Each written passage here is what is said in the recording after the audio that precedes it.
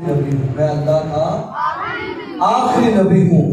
اور فرمایا میں اس وقت بھی نبی تھا جب حضرت سیدنا آدم علیہ السلام کا ابھی مادر تیار ہو رہا تھا۔ اور میں جب وآدم بین الماء والطین وآدم بین الروح والجسد، فرمایا جب ان کا خمیر تیار ہو رہا تھا، جب ان کی فرمایا کہ سارا کچھ ہو رہا تھا، ابھی وہ مٹی اور پانی کے درمیان تھے، میں اس وقت بھی اللہ کا نبی تھا۔ فرمایا میں اس وقت بھی اللہ کا نبی تھا۔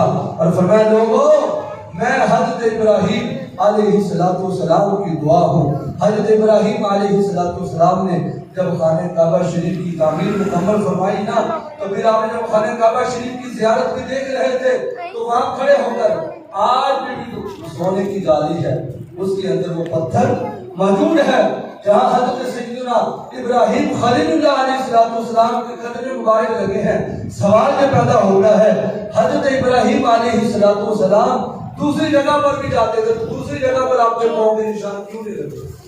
سوال بنتا ہے، آپ دوسری جگہ پر بھی جاتے تھے صرف اسی پتھر کے اوپر آپ کے قدموں کے نشان کیوں بنے ہیں؟ وہ بات یہ ہے وہ قدموں کے نشان کیوں بنے، اس کی وجہ، اس کی ریزن کیا بنی تھی؟ اس کی وجہ یہ بنی تھی اس پتھر کے اوپر کھڑے ہو کر حضرت ابراہیم نے ہمارے نبی کا میراج پڑھا تھا۔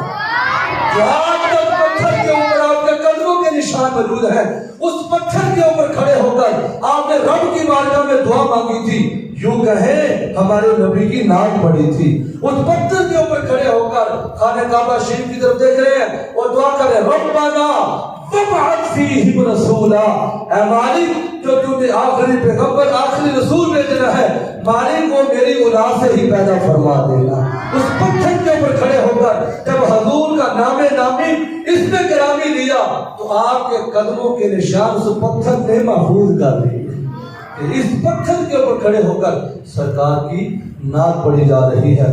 نبی پاک علیہ السلام نے فرمایا لوگوں میں حضرت ابراہیم کی دعا ہوں اور میں حضرت عیسیٰ روح اللہ علیہ نبی علیہ السلام کی بشارت ہوں۔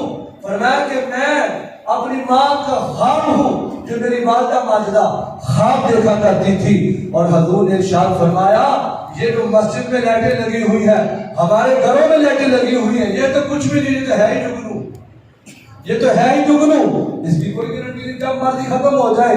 جو بتائیے میرے بھائیو یہ بتاؤ اللہ کی لائٹوں کا کوئی مقابلہ کر سکتا ہے؟ اللہ کی لائٹوں کا کوئی مقابلہ نہیں کر سکتا۔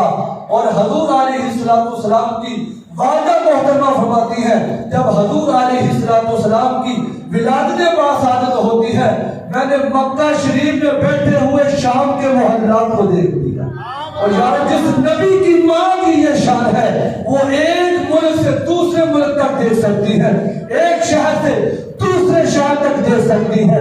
جس نبی کی ماں کی یہ شان ہے تو ہمارے نبی کی کیا شان ہے؟ اگر ان کی والدہ دیکھ سکتی ہے تو ہمارے نبی بھی ہمیں دیکھ سکتے کہ نورانی مسجد میں کون کون محفل میں آیا ہے، کون کون ہمارا ذکر کر رہا ہے، کیا دل میں سوچ